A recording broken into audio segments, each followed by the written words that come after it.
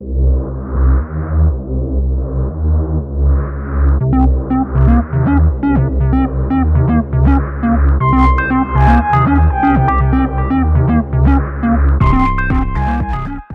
भारत में कई डाकू और लुटेरे हुए, जिसमें वीरप्पन, फूलन देवी व डाकू सुल्तान सिंह भारत के सबसे बड़े डाकुओं की लिस्ट में थे, जिन्होंने पुलिस की नाक में दम कर रखा था। लेकिन क्या आपको पता है राजस्थान के मारवाड़ इलाके के सबसे बड़े डाकू के बारे में?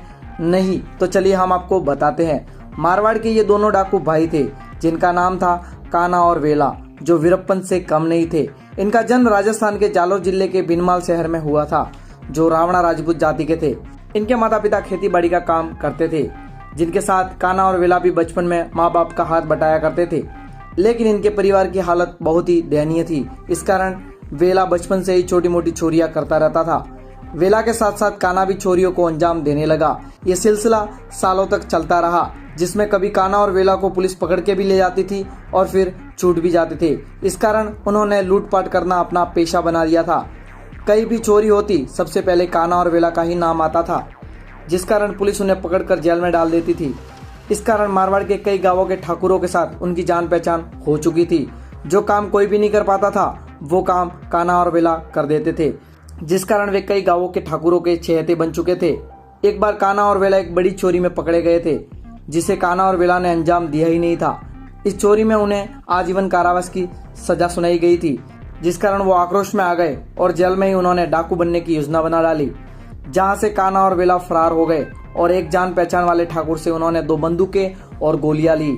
इसके बाद दोनों भाई भिनमाल से 21 किलोमीटर दूर सुन्ना माता के पहाड़ों में छुपकर रहने लगे, जहां उन्होंने माता चामुंडा की खूब पूजा की। वहीं से काना और वेला गाँवों गाँवों में जाकर खुलेआम डकैती करते थे।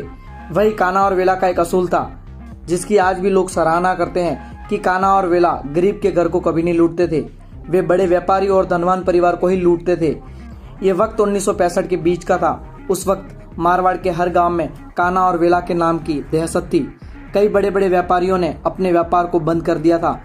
इसी बीच पुलिस भी काना और वेला को पकड़ने की हर एक कोशिश में जुटी हुई थी, लेकिन काना और वेला उसी तरह अपने कामों को अंजाम दे रहे थे। उन्होंने राजस्थान से सटे गुजरात के भी कई गांवों को लूटा, जिस बीच उनकी मुलाकात एक छोटी मोटी डाकू चंपा नामक लड़की से हुई, जो काना और वेला के साथ शामिल हो गई। इसके बाद ये तीनों सुन्ना माता के पहाड़ों में आए और अपने कामों को अंजाम देने लगे। आपको बता दें कि उस वक्त पुलिस काना और वेला को पकड़ने का हर एक प्रयास कर रही थी, लेकिन हर एक दाव विफल हो रहा था। पुलिस ने कई लोगों को मोहरा बनाकर उनके पास भेजा, लेकिन अपनी खुफिया जानकारी पुलिस तक न पहुंचे, इसलिए करीब 5 से भी ज्यादा लोगों को काना और वेला ने मौत के घाट उतार दिया था, जिस कारण ये बात उस वक्त के सीएम मोहनलाल सुखाड़िया तक पहुंच गई थी। इसलिए सीएम ने तुरंत काना और वेला को मारने का फैसला लिया था। 1969 को काना और वेला को मारने का एक षड्यंत्र रचा गया। पुलिस ने काना और वेला को मारने के लिए डाकू बलवंत सिंह बकासर का सहारा लिया।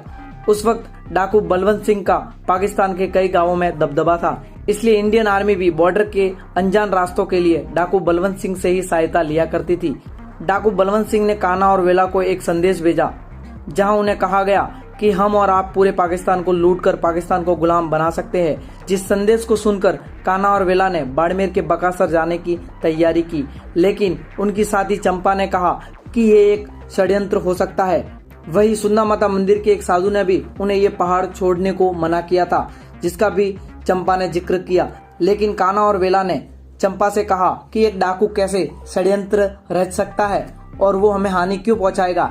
ये कहकर दोनों बकासर की ओर रवाना हो गए, जिसके साथ चंपा भी रवाना हुई। बकासर पहुंचने के बाद डाकू बलवंत सिंह ने तीनों की बहुत ही खातिरदारी की, जहां पुलिस की योजना के अनुसार एक पुलिस सिपाही के हाथों शराब में जहर मिलाकर उन्हें मार दिया गया। ये थी मारवाड़ के सबसे बड़े डाकू काना और वेला की कहानी, जो आज भी सिर्फ बड़े बुजुर्गों से सुनने को मिलती है। आपको काना और वेला की ये जीवन शैली कैसी लगी, हमें कमेंट करके जरूर बताएं। मैं आशा करता हूँ मारवाड़ के युवा इस वीडियो को जरूर अपने दोस्तों और अपने फैमिली के साथ शेयर करेंगे। मिलते हैं नई वीडियो के साथ, तब तक के लिए जय जय मारवाड़।